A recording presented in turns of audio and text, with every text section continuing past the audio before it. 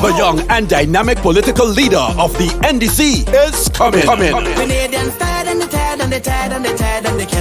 Saturday, May 21st and Sunday, May 22nd. Come meet and greet the NDC political leader, Deacon Mitchell, candidate for the Tongue of St. George, Claudette Joseph, and the candidate for Carriacou and Pity Martinique, Tevin Andrews, in a cocktail reception on Saturday, May 21st from 8 p.m. It's at 276 Belmont Avenue between Hinsdale Street and Williams Avenue. General tickets $100, VIP $200. Then on Sunday, May 22nd, the NDC leader will outline his party's plan for Grenada in a town hall from 5 p.m. at the Brooklyn Lifestyle Athletics Club on 1500 Palagot Avenue North. For tickets and info, contact 347-432-6963, 917-975-6567 or eventbrite.com. Donate for change. www.ndcgrenada.org/donate. Checks payable to NDC New York chapter. So we're moving forward.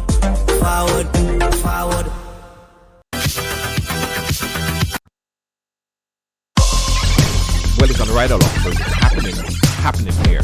Came over here. What does it mean? You know, I grew up in what I guess you call a typical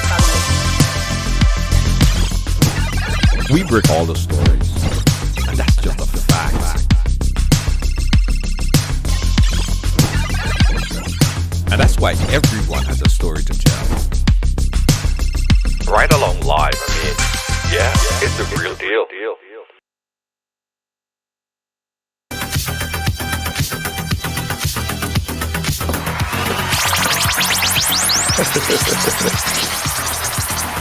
Yes.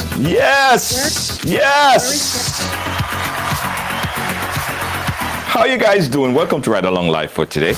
Welcome to Ride Along Live. Rena, my love, how are you doing? Thank you so much. Yeah, you gotta groove, you know what I mean? Listen, guys, today we have an exciting show lineup for you. Lois JJ, I see you. Leslie J, I see you. Wendy Charles, I see you. Guys, as you come in, guys, share the program because we're talking about an important topic. This is the abortion debate. Yeah, you know, the United States is poised on the verge of overturning a historic landmark court decision, Roe versus Wade. Now, this would determine if abortion is legal in the United States. And this is not a peer court, this is the Supreme Court. So, I mean, of course, it might become law. Everybody's talking about it. You guys hear about it? Everybody's talking about it. You know, there are a lot of implications. There are so many implications. And what could happen after the overturning of Roe v. Wade. So this is where we have our panel today. We have our panel. First up, let me introduce her. Ladies first. Beautiful. Look at her. She looks like a gem. She's the pride and joy of St. Vincent and the Grenadines. She's right there. Faye, just wave for them. Give them a little wave. Yeah. Faye! And of course, he's no stranger to Ride Along Live. In fact, he's a radio personality himself. And we're always happy and delighted to have Gary, Mr. Smooth, on the program. Gary, Mr. Smooth, how you doing, my brother? What's up, Ride Along? What's up, Junior? I'm good. Listen, guys, today's going to be a conversation. Today's going to be hot. Today's going to be Tell me about opinionated and all of that stuff. Good evening to everyone. Faye, it's your first time here, so I'm going to give you the opportunity first to introduce yourself to our Ride Along viewers. Tell the people a little bit about yourself. Hello, everyone. Ride Along. My name is Faye, and I'm from beautiful St. Vincent and the Grenadines. And to be on this live with you guys. I have a lot to say. Yes. Construction, and I hope you guys are ready. Yeah, well, hey, who don't have a lot to say? It's a serious topic, really, really serious topic. And we need all the opinions. I know Ride Along viewers are opinionated people, all right? And I want to engage everybody. Gary, Mr. Smooth, you've been doing so much stuff, Gary. What you up to these days, boy? Man, nothing much. Just continuing to work my radio show, my morning show on Hot 98, and bringing new and exciting stuff all the time. Got a few things in the pipeline. Can't talk about it just as yet. Right. But yeah. Yeah, keeping it busy. Someone say you are their favorite morning host. That's a big one right there. You are their favorite. You're the favorite one. Whoever that person is. Thank you. Yes. All right, guys. So let's start the discussion, right? Let me start with Faye. Faye, I want to get your perspective on this, right? Because there are many angles in how we're going to take the discussion today. And of course, let me put a number up on the screen early because I want our viewers to chime in as well. On face value, Faye, what is your opinion on abortion in general sense? Well, my take on abortion is I think that as women, we all have the rights to our body and what we do with it. I don't think anyone should take that away from us. So, right. Yeah, that is my take on it. Right. In general sense. I think it's our body, and we are in control of our decisions and what we do with it. Yeah. And no state, no jurisdiction, no law, no government, no agency, no church, no organization should impede on a woman's right to that decision. Right? That's your position? That's my position. Correct. All right. Good. And I stand strong on that. You're right. Okay. Good. Gary, Mr. Smooth, what's your opinion on the face value of abortion? What's your opinion on it? I have two sides. If you would allow me to share. Yeah. Right? Now, I agree with Faith. It's a woman's body, and she has autonomy over what she does with her body. All right? And no government should tell her what to do and what not to do when it comes to her body. All right? That's from a legislative, governmental standpoint. All right? Societal, if you will. But from a personal standpoint, I forgive my Catholic background. I no longer identify as a Catholic, but I still have some remnants of the Catholic belief in me, and one of those would be abortion. I do believe that even if you put religion aside, the act of abortion is horrific. All right? And a woman should think very hard and strong and understand the implications and what is going on and what is taking place as far as abortion is concerned before she makes that decision. Granted, that decision is hers entirely. And I don't believe that anyone should come and say, hey, you can't do that. All right? But I do believe that abortion is no different to, let's say, murder of a human being. All right? That's right. Faye, for full disclosure, are there any conditions in which you would say that the state or organization should step into the abortion discussion? Hold on, sorry, I'll mute you. Go ahead.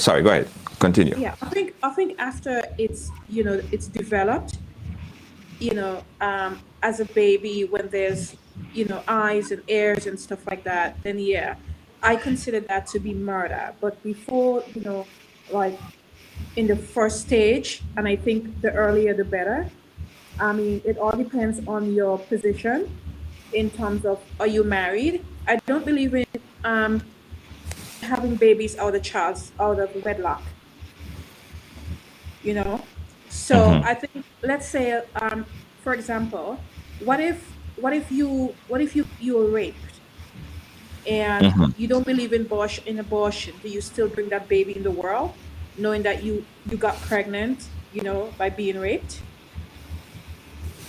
Right. I don't believe in that. Right. I know. One would argue. I know they say that babies are God's blessing, But like I said, in a situation of what if a woman was raped?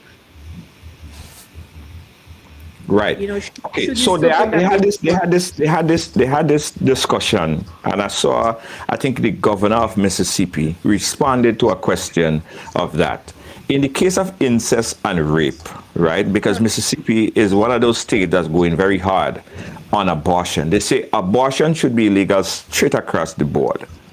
They're saying that it don't matter in cases of rape or incest, they don't believe in abortion. So they ask him, so what about that is the case, the woman don't want to carry? They're saying that, okay, well, if the woman doesn't want the child, how about considering adoption? Bring the child and adopt the child. Because it comes back to the question of when is a child really a child? And who determines when a child is really a child? Some people say a child is a child when the sperm meet the egg. Right? No, So that's the debate. I think a child is a child, like, you know, anytime after 15 weeks. Before that, it's just blood. Gary, Mr. Smooth, what's your take on that? When is a child? When is a child really a child? And how do you determine that? Like, when is that child, or when should that child be considered as a child? You see, Faye got it right there, in my opinion. As much as I don't believe from a principle standpoint that a woman should commit abortion, and however, it's her choice to do so if she should decides to, and she should not be held in contempt or in any way to face judgment from the system if she does. Once a head and a foot and arms and stuff start forming, in my opinion, that makes it even more horrific. Now, if you ought to abort a child, like Faith suggests, I say, and there is no right and wrong in this situation, in my opinion. But if you're going to do it, oh gosh, man, do it when it's in liquid form now. You know, at least. You know what I'm saying? But when you have to go into a clinic and the person on the operating table have to take a scissors and literally grab onto the neck of the child and no, no, especially when it comes to rape, that's where even more so the right lies with the woman. Because you cannot tell a woman who've been forced, who've been raped, who've been traumatized, that she must bring the child. It's like you are now punishing her for something she is not guilty of. Yeah, because then she has to live with that decision for the rest of her life. You know, that I brought this child into the world, and she'll have to be remembered for the rest of her life that she's been raped. You know, this baby, my daughter, my son, is here because I've been raped. And even with incest, you know, there are many dads and grandfathers and stuff like that who have sex with their granddaughters. What if they're pregnant? You know, why should a woman be forced to bring a baby in that situation? I think that will be a life punishment. Piggybacking on the when is a child and when should we consider a child, Natalie and George asks, when is an egg a chicken? Yeah, Which one comes first? Which one comes first, the egg or the chicken? Right? No, I do agree that once that fetus starts forming, right, and you have very distinct parts of a human being forming, yeah, just as horrific as you would feel when you crack open an egg and you see an actual chicken in there forming. Exactly. you know, you get that sense of guilt, you get that sense of disgust when you see that. Yeah, I'm not comparing the human body or human to a chicken in no way, shape, or form. But I'm just saying, you know. Yeah. Okay, so listen, guys, the viewers that's watching, this is a very important topic, and this is not just a discussion between myself, Gary, and Faye. I want you guys to chime in as well on this, right? The abortion debate. States, governments, Congress, which is sometimes mainly made up of men, right? mainly made up of white men, the Supreme Court is now making decision based on a woman's decision, based on that decision that a woman should make to bring forth a child or not. The Supreme Court is poised to overrule Roe v. Wade, which would essentially make abortion illegal here in the U.S. and other states and probably other territories will follow. We probably would see the Caribbean putting stricter restrictions as well. I think a precedent. I think without cutting you, Faye, I think a precedent was set during the pandemic, and we see what's going on right about now. So I'm just going to say this in passing. We can move on. Right. We can move on. Faye, what you were saying? Pro-choice. We're talking about pro-choice here now. Mm-hmm. No, but what's confusing me is that who gives human the right and the authority to tell a woman what they should do with their body? It's my body. Who gives you the right and the authority to tell me what I should do with my body? But is it here's the devil's advocate question, Faye? Is it at that point in time, is it your body? Because you are carrying another human being inside that body. So it's not your body. Yeah. It's another human being there. So who makes the decision for the child? Who should make that decision? I make that decision for that child because it's my child and it's my body. So I should have the rights over my body, not you, not anyone in higher authority, not no judge, not no court, not no mom. This is my body, and I have to live with that child for the rest of my life. Mm-hmm. Right. Yeah. So here again is a question: who stands up for that child? Because there are some women, and it's probably not you, and probably not a lot of women that's here, but there are some women who uses abortion as contraceptives, right? That they just don't care. They just do it. Right? Should someone step in and say, damn, that's a lot of abortions? And sometimes it's late stage abortions. And they're living in your community. Should at any point governments or authorities step in and say, yo, something have to give here? I mean, who's speaking for that child every 6 months or so? Do you consider morning after an abortion? Good point. That's a good point. Let's take that question to the viewers. 718-701-5720. Guys, we're talking about abortion. As I said earlier, it's a very important topic, very topical issue. There are situations where some women are essentially using abortion as contraceptives. Who or should authority, should government, should religion, should legislation be put in place to stand up for the child? Otherwise, who would speak for the child? Similarly, like if a woman is a single parent and she's in a home and she consistently, the neighbors outside hearing that child bawling every night, morning, evening, she beating him stupid, she beating the child, right? Should they legislate and say somebody needs to step in because that child is voiceless at this point. This child don't have a voice. Should legislation come in to speak for the child when the child don't have a voice? This is a big question. Because it cannot be an instant where people are just willy-nilly forgetting about it and it's just free for all. I could understand, however, that if it's a situation where is a chance of rape or incest making that decision, but still, the consideration might be, could there possibly be another alternative? I'm not saying that there is an alternative, but could it be another alternative where adoption could be a possibility?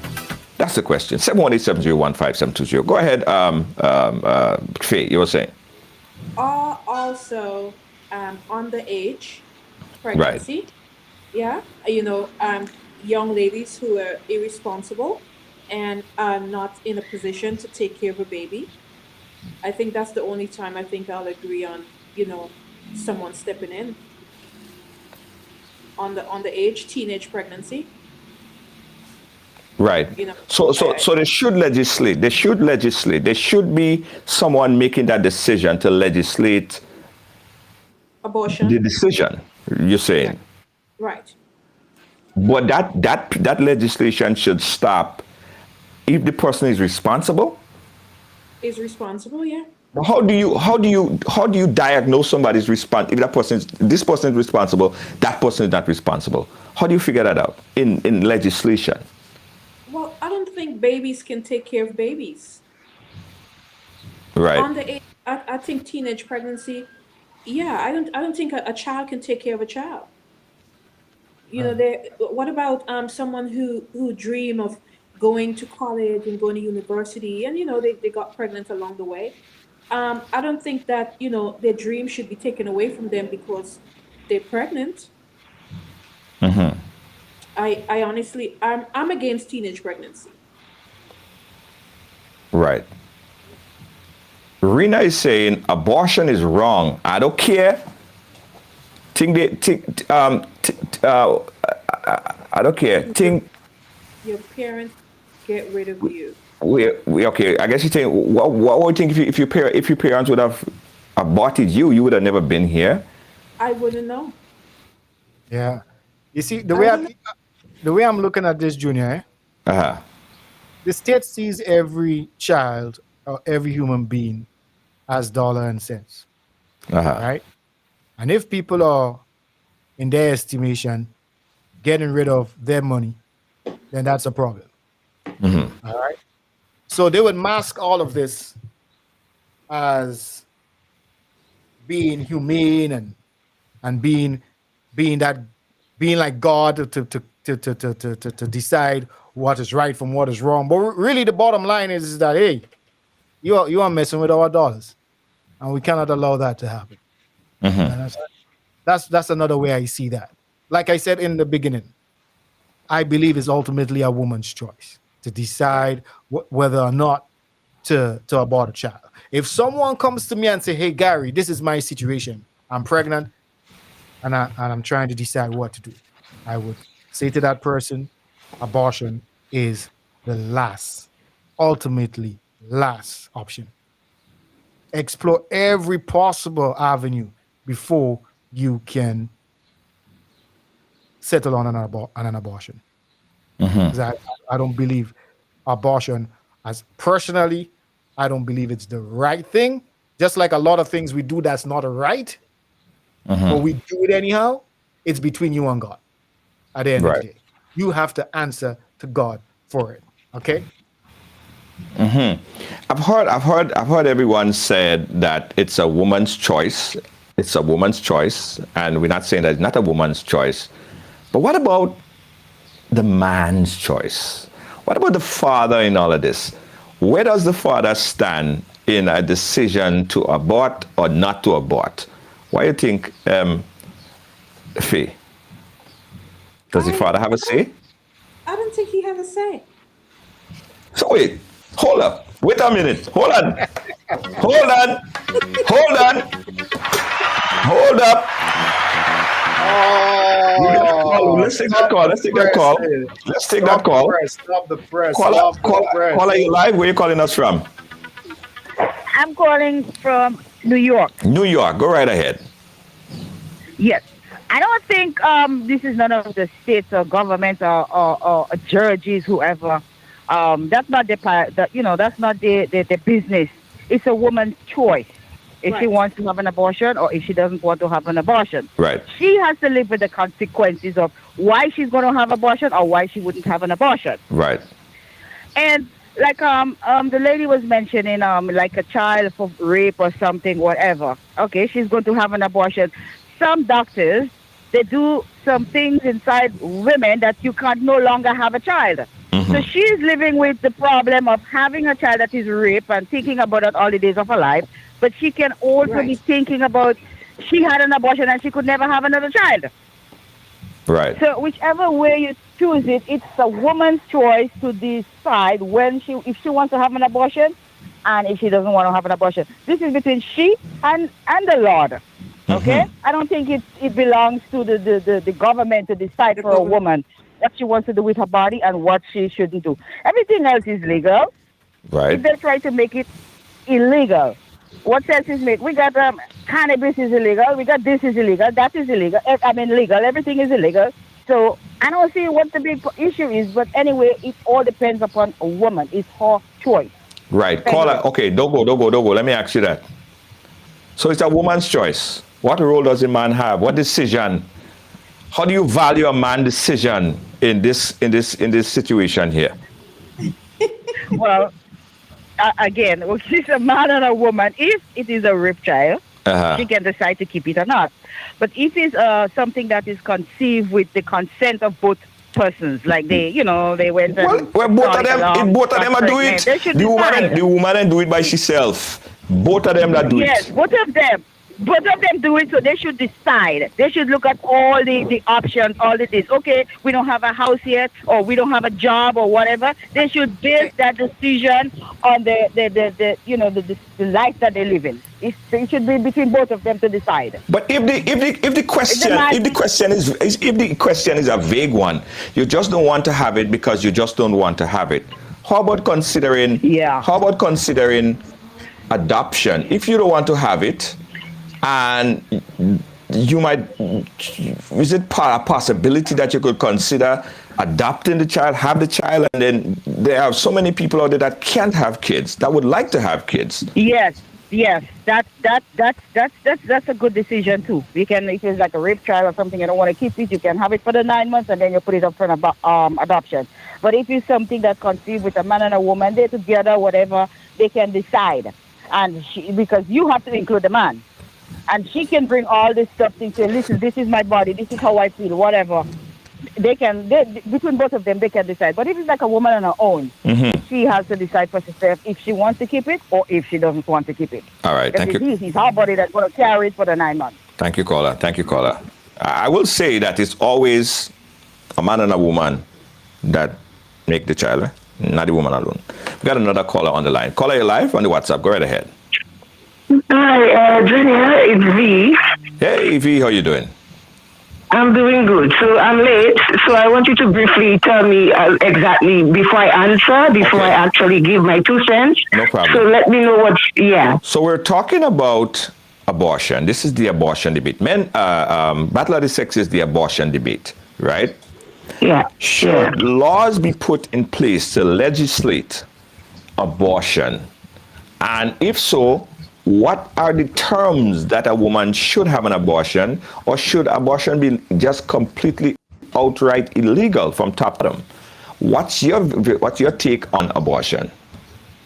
Okay, so first of all, women have the right to do whatever they want with their bodies. But second of all, the only thing I would disagree with them having abortions for is if the child or the woman was raped and that person, got pregnant due to that rape, then that should be an automatic termination. All right. And secondly, with women, like everybody who has unprotected sex knows the consequences that they're going to get pregnant. So what's the reason for you to go have unprotected sex? Then when you get pregnant, you want to abort. Why don't you just use protection then? Well, condom does boss. That's a fact. Junior, no, that's like maybe a 1%, Junior. No, 1%. Junior, really? You telling me? Oh, no. More than 1%, I don't believe that. Unless your private has like prickles or something. No, there's no. It's not, no matter what, Junior, like that's just my take. Again, at the end of the day, like there is no need for you to tell me you're going to have unprotected sex. Then when you get pregnant, you want to abort. Just use protection. Simple. There are so many different, even if it's not condom, you could be on birth control. You could be on so many. There are different types of birth control. A lot of women don't take birth control because of the fact some women gain a lot of weight. Some women but there are different forms. There are a lot. There are also different forms. And some women again, they don't take the birth control in the timing. You have to take it at a particular time. It's a kind of order kind of thing. Exactly. It's just that it's a tricky thing. But for me, that's just my take. Like, come on, like you want to have sex, yeah, that's fine. But like, you don't want to have a kid, just don't go about doing reckless stuff. You know, that's just my take on that. But with like abortion, if it's a rape, then that's automatic. Termination for whoever it is. It's a teenager or an adult. That's just my take on that. No problem, caller. Thank you so much. Thank you so much. We appreciate You're welcome. You're welcome. Thank you so much. Thank you. Bye-bye. Yeah. So let me swing back around. Guys, again, you're watching Right Along Live. I want you guys to chime in on this here. We're talking about, this is the abortion debate. Faye, let me come back to you. You said that the decision is there for the mother. The father shouldn't have a say in it. So if the father like, yo, baby, I want you to keep that child. I want you to bring forth my son or my daughter, and the woman say, I don't want to have it. It's my decision. I don't care what you say. Is that right? Is he gonna take care of that child?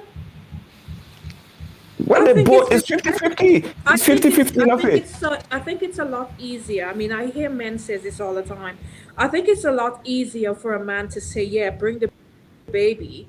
And then the dad can run off. I mean, we see it all the time. But you don't know that for a fact. That is assumption. All men don't run off. That is an assumption. Because if you and the man get to bed and have this child, why should it be only one person decision at the end of the day? Don't respond yet. We got a call on the line. Let me hear what they got to say. Caller, you're live. Where are you calling us from? Hi, good afternoon, Julie. I'm calling from Brooklyn, New York. Brooklyn, New York. What you saying? Yes. Your panelist that is with you who said that the father should not have a say in it. I'm not saying she's wrong, but this is my opinion. In life, there's consequences. Right. And with a mother aborting a child, because some religions, they don't practice this abortion stuff. Right. If you look at the Catholic Church. Mm-hmm. And in my point here, a father do have a say in this. Mm-hmm. Because remember, he's the one. These two people, they're consensual adults that lay down together and make a child. And this is where decisions have to make. Yeah? You lay down, you make a child. But what if the father wants the child and the mother don't want the child? Right. In cases like this, it's very kind of tricky, a very hot topic. And I know a lot of people is going to don't like the idea of it. Some will like the idea of it. But what if like a mother who in abortion, in a sense that a medical term that, they have to save the life of that mother. Right. That they have to do this abortion. Just look at it that way, and they have to terminate the pregnancy for the sake of that mother to save that life, which I do going to understand on this ground, because it's between life and death. If this child is threatened to the life of that mother which they have to take that child. Now, it's very tricky. And I look at it, what about a woman who is raped, incest? Because it goes both ways. It do go both ways. This is why we have to protect the rights of women. We have to protect children. And because, for instance, a woman get raped or incest, they have to live with this for the rest of their life. It's like a reminder of what happened. And it is a choice where it comes down to the individual between it's not a woman's thing, only a decision for a woman to make. It has to be a decision between a man, whoever they sleep with or whoever. I'm not condemning any woman. But my thing, Junior, okay, what if the woman who is raped by, say, like a family member or a rapist out there? My question is, how does she deal with that person? Does this person have a decision in that? Does this individual father, whoever raped her, have a decision in the saying of that individual, that what he did to that person? Just want to know. I'm not talking about like boyfriend and girlfriend, husband and wife situation. I'm talking about like somebody who do the unconscionable act, like a family member rape that young woman. How does this decision? I want somebody to answer that question. How does this decision comes in when you do somebody when you rape somebody on that level? I just want somebody to answer that question for me. Yeah. Thank you very much. All right. Well, we'll take a whack at it, and of course taking more calls on it. What do you have to say, Gary? Hold on. Faye, I know you have a mouthful to say on it. Gary, what do you have to say on that? What do you think? Which one in particular? In particular, let's start with the father, and the father having a say, and the father say in all of this situation here. Well, we are assuming that they are in a relationship, right? We are assuming that they are in a relationship. Okay, we could take it at that. Say they are in a relationship. Let's say they're in a relationship. I think the man has to say, ultimately, the final decision lies with the woman, because I'm a child. I'm a father of 4, and carrying a child for 9 months ain't no easy is no walk in the park.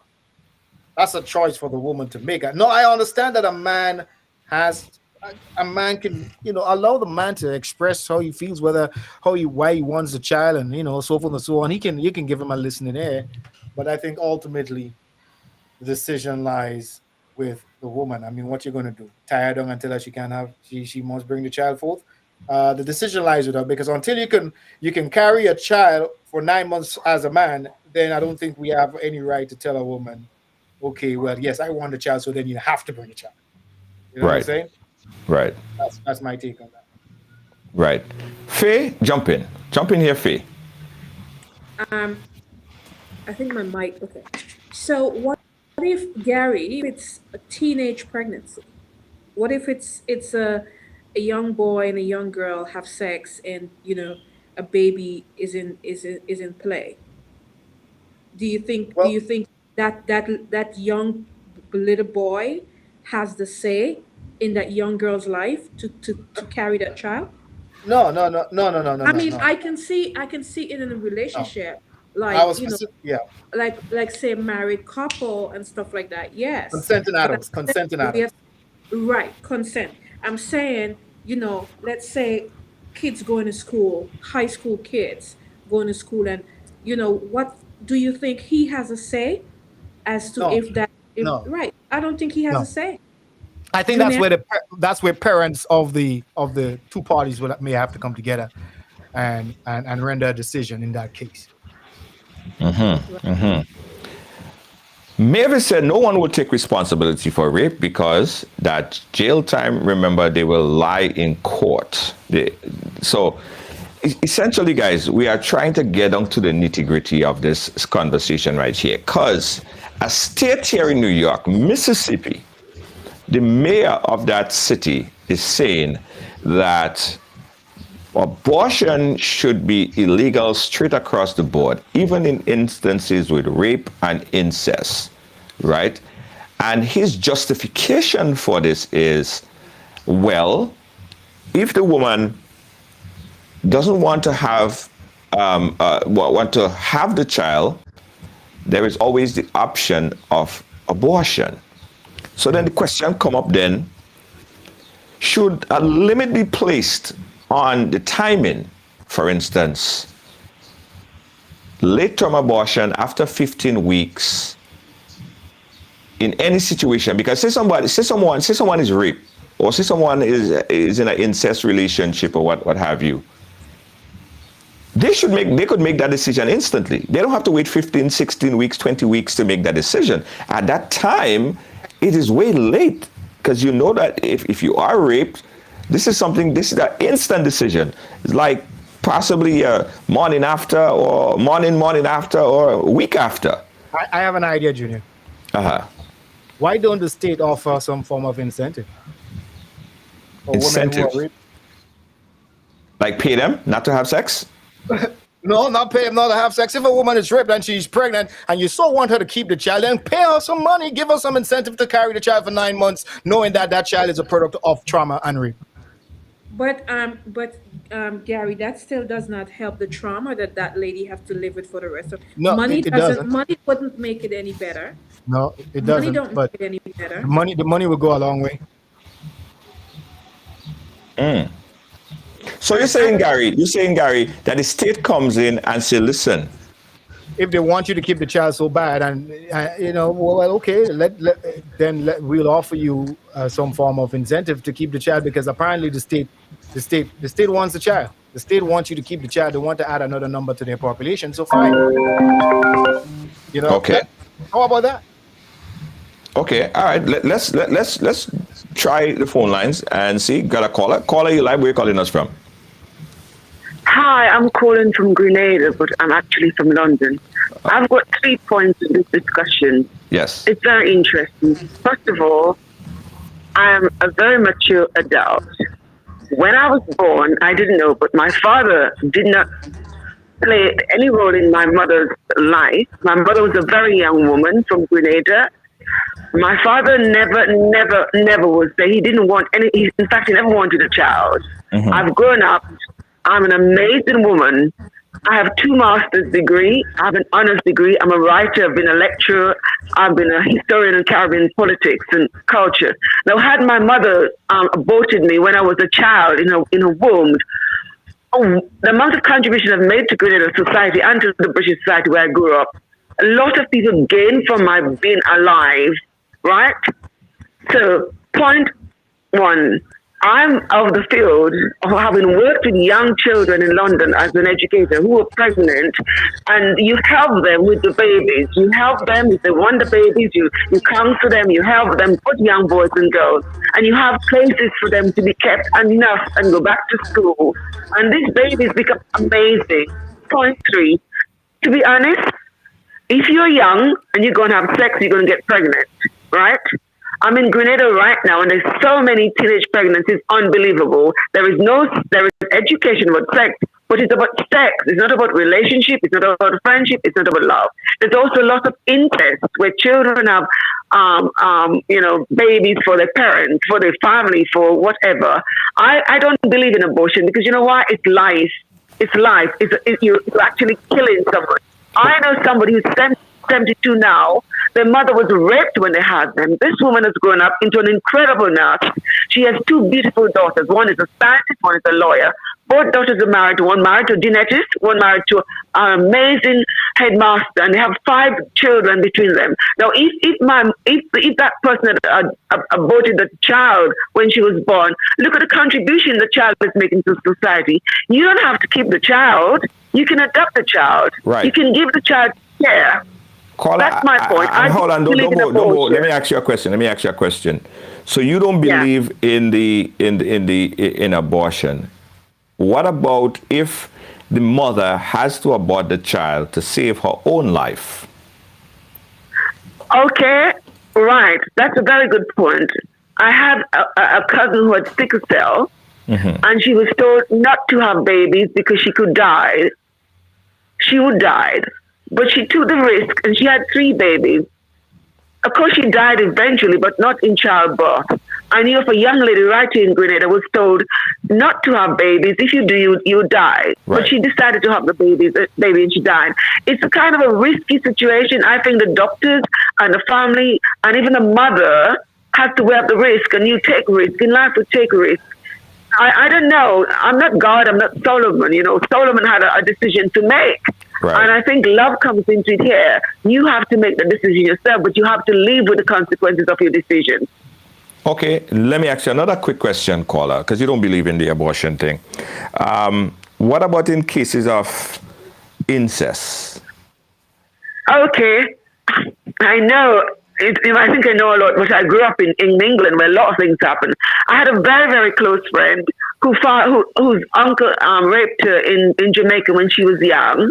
Her mother took the child up to England, and her mother and her father brought the child up as their own child. My friend came to England late in life and reunited with her daughter. Her daughter is about 50 years old now, and the daughter is an amazing pastor in a church and counselor. So there are things you could do. You don't have to kill that child. There are so many different avenues and access to help you heal, to have you come to terms with it. That's a very emotional thing, in that case. But when I watch my friend daughter now, my friend died with COVID last year, and I missed her dearly. But when I see her daughter now, born out of incest, had she aborted that daughter, society would have lost so much. The daughter's sibling would have lost so much. So you see, it has to do with one conscience, one belief, one faith, one's purpose for being in life, one purpose for being in life. If you're a reckless person going to have sex all over the place, and you have it with, whatever, and your uncle or your grandfather rape you, which they do, the courts are there to deal with that. Interesting stuff. Because one would say that trauma that a woman might endure, it's something that she would never ever forget, and she would have to live with that for the rest of her life. But let me ask you guys another question, and Ife and Gary, Mrs. Wood, you could chime in. What if the woman is about to have that child, but she run the risk of never having another child ever in life again? She run the risk of never getting pregnant again if she have an abortion. And that abortion was as a result of incest or rape. What should that decision be, and obviously the woman should make that decision, but what placed in that position, what would that decision be, Faye? I'm sorry? Yeah, placed in that decision, I was saying, what if the situation is, are you hearing me, Faye? I can hear you now, yeah. Yeah. What if the decision, the mother is pregnant through incest or rape, but she run a very high risk once she have an abortion to never have the ability to have a child ever again? Like, it's a 90% chance that they have to remove her cervix in the process of delivering that child or something like that, right? What would that decision be at this point? Could you reconcile the rape or the incest? Okay. We just adopt. Eh? I'll go through an adoption. I don't have children. Okay. You can go through an adoption. Right. So you would you could reconcile. You would reconcile, right? You would think about it. You would think about reconciling. Yes, I'll think about it. I'll think about my decision. Deeper. If especially also if it's a life or death situation, I'll think of my decision. My question to Faye is, if you guys don't mind. Yeah. In a situation like that, can't a curse be turned into a blessing? I think so. So if that's the case, then why are you so adamant that one should not, especially in a situation in which Junior George just presented, why you would still choose to abort the child of a rape child? And I say a curse turned into a blessing, meaning you've been cursed being raped, but the child that you later decide to carry turns out to be the biggest blessing in your life. But how would you know? How would you know? How would you not know? How do you justify women who bring kids into poverty? How do you justify women who bring kids into this world? You know, knowing that That's they a are not different able to take care of those children. Caller, what's your take on this? The woman has no. Her decision is, if you abort this child, you run the risk 90% chance that we will have to gut you out, and you may never have a child again. And that child was conceived through incest or rape. Does it then make it easier to reconcile the rape? Yes, you can. You know the issue here. The child did not do an act of violence.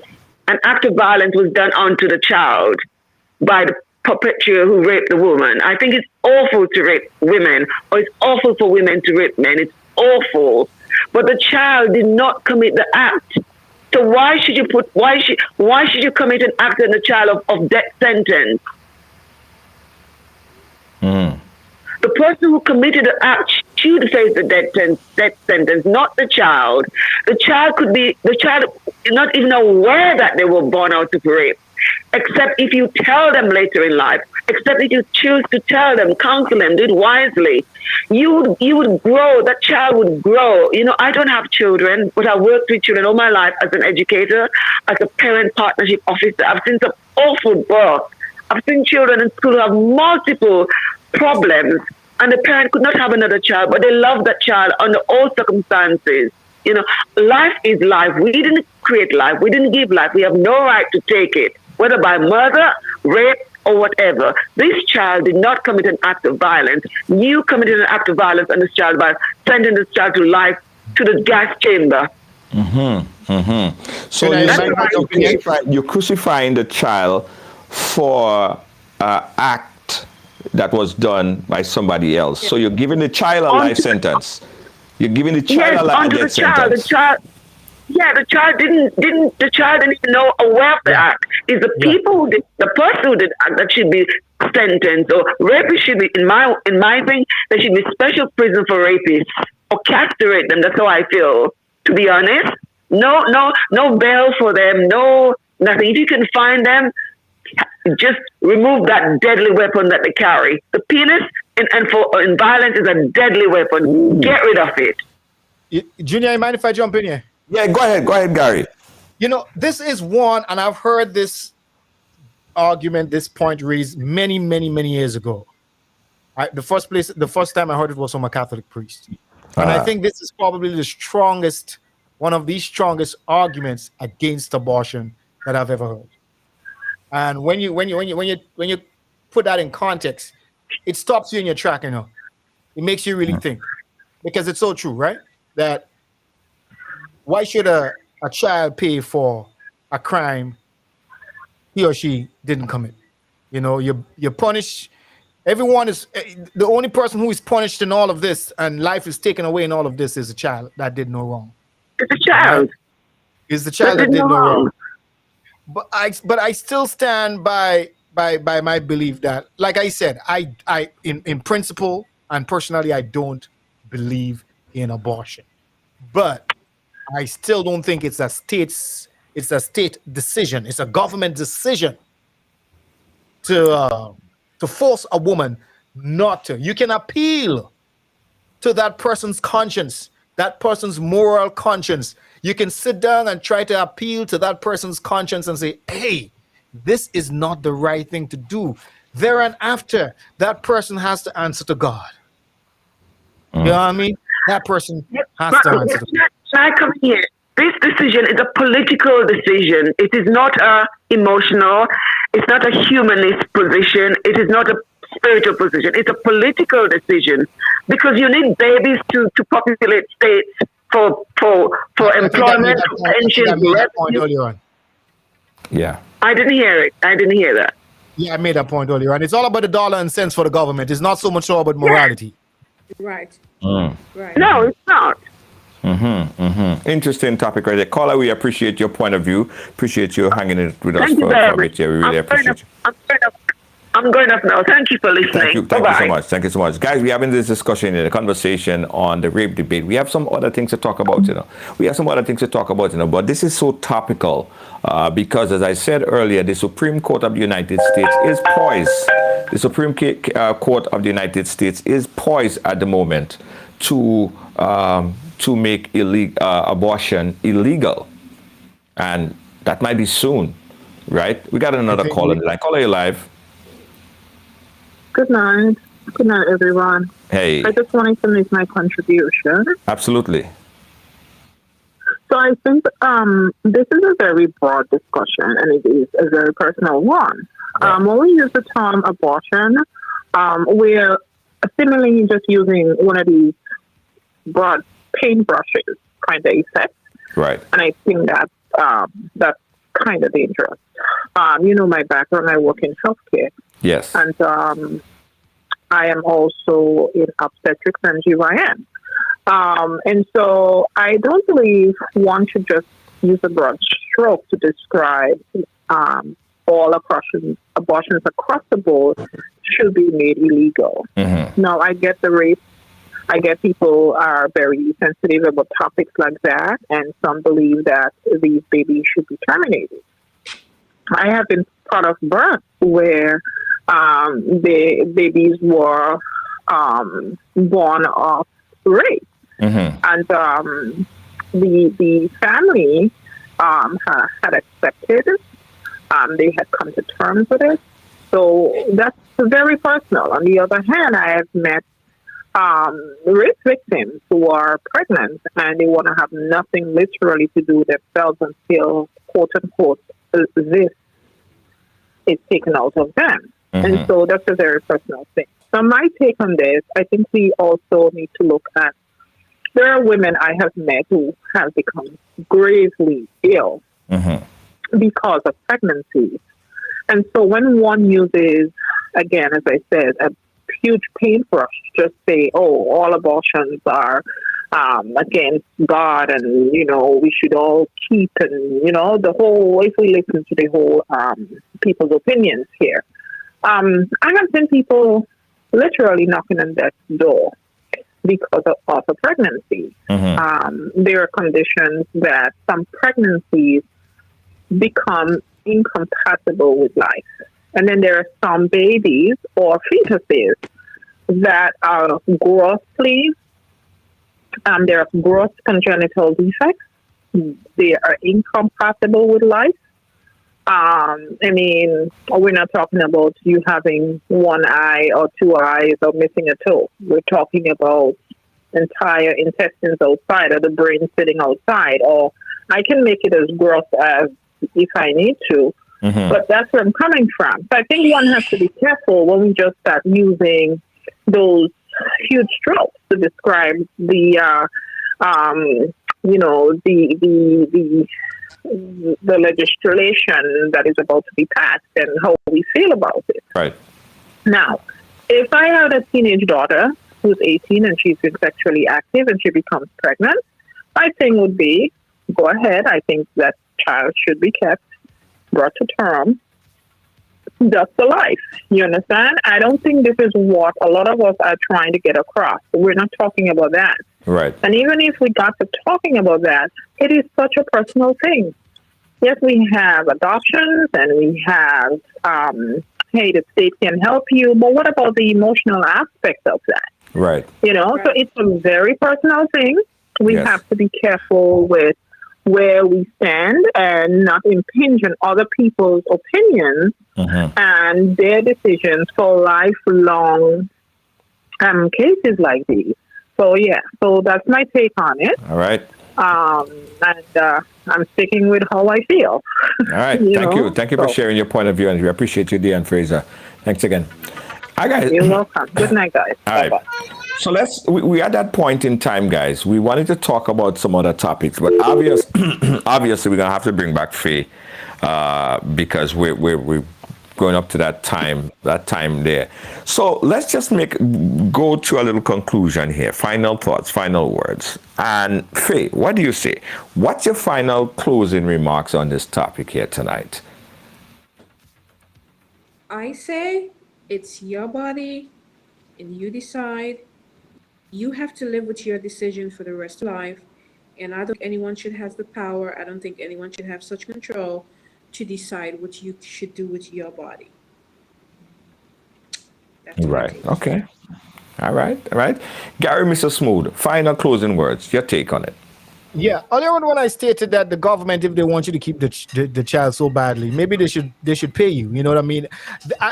This was not in any way me trying to present a practical option, although it can be practical. But it's me just really laughing or pointing at the hypocrisy of government that they would want you not to have an abortion, whether it's rape or not, because it's all about the dollar and cents as far as they are concerned. But so if it's about that, why don't you just pay these mothers of raped children to bring the child, and then I'm sure a lot of them might be, on dire strait and would love to have the money anyhow. All right. Like I said, I was just pointing to the hypocrisy. But like Faye, I totally agree. It's a woman's choice. It's her body. It's a woman's choice. And in the same way I was, let's say, against, forced vaccination and all these things, likewise, I am against abortion. And it's your body. It's your choice. You got total autonomy over your body. You live with the consequences. You live with the decision after. All right. Government cannot be playing God because they are far from God. Well said there. Gary, Mr. Smooth, Faye, thank you guys so much. We're gonna bring your team up for you guys one more time again. Very important and interesting conversation right here. Guys, let me give you guys my personal view on abortion, right? I was playing devil's advocate a lot here in the program, but personally, I firmly believe that at the end of the day, it is, in fact, a woman's right to choose. That is a woman's decision. Right? Government, states, Supreme Court cannot dictate what a woman do with her body, or they shouldn't. But I think that there's also a very thin line in terms of where government, authorities, laws should step in. Because there are situations where people are using abortion as prophylactic. And especially late-term abortion. I'm particularly against the act of late-term abortion. Unless, if that late-term abortion is somehow would jeopardize the life of the mother detrimentally. In that instant, I could kind of understand the process of it. But I think after 15 weeks of a child being conceived, I think the option of abortion should be off the table. I think the option of abortion going into that term of pregnancy should be off the table. I could understand morning after pill because yes, things happen.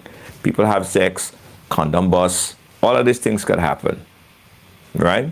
And women oftentimes say it's always women that have to, do things to prevent pregnancy.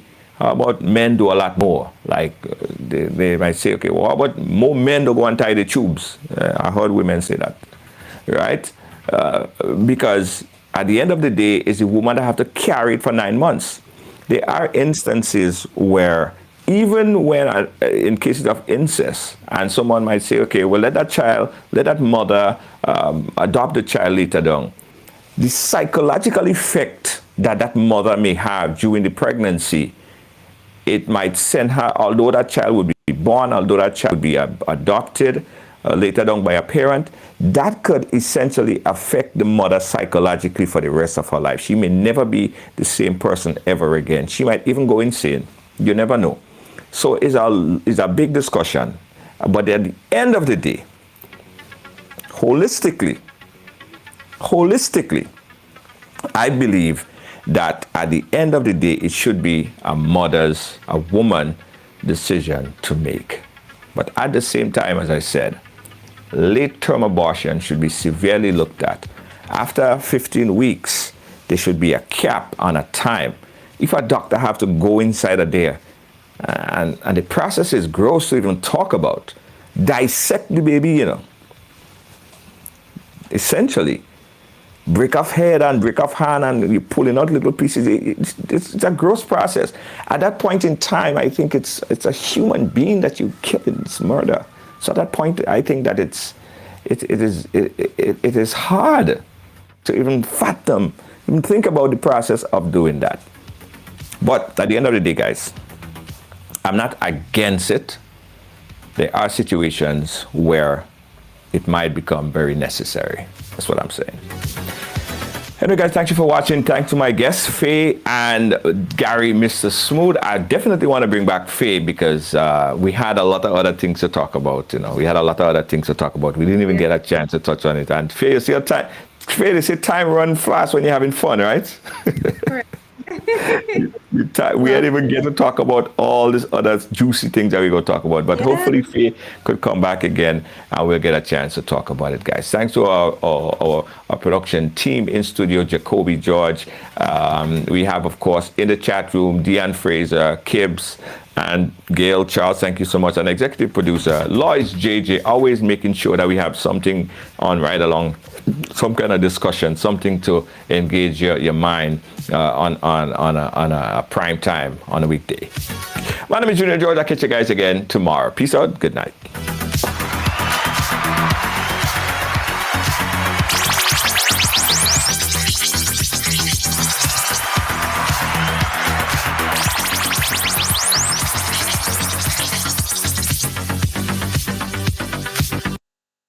The young and dynamic political leader of the NDC is coming.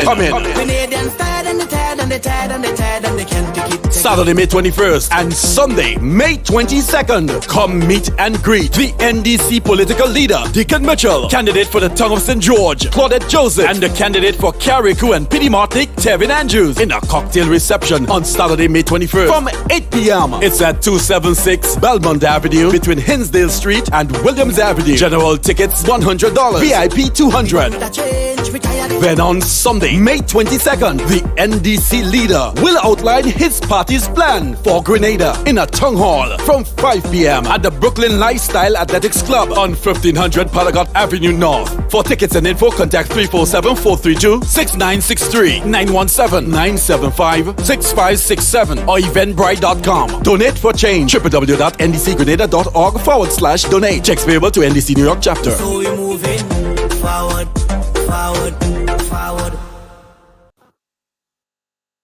My name is Junior George, founder and host of Ride Along Live, and I'm inviting you to become a paid subscriber to this platform. With your support of just $4.99 per month, you could do so much to help this platform grow and to help us help you and others around the world. We encourage you to click that link and become a supporter today. Thank you so much. We appreciate you.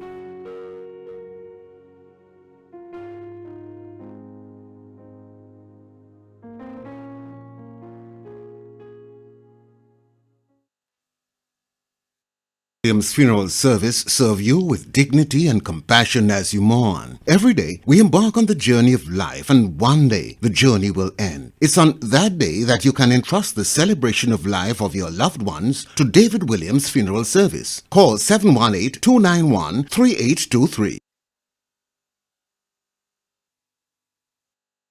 Wait is over. The time is now. The time is now. Get ready for Mass. Get ready for Mass. Get ready for Mass. We are back.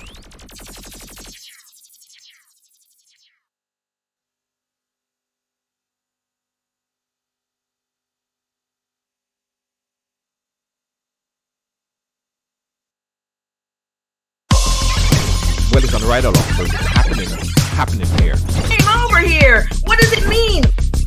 I grew up in what I guess you call a typical family. We break all the stories, and that's just of the facts. And that's why everyone has a story to tell.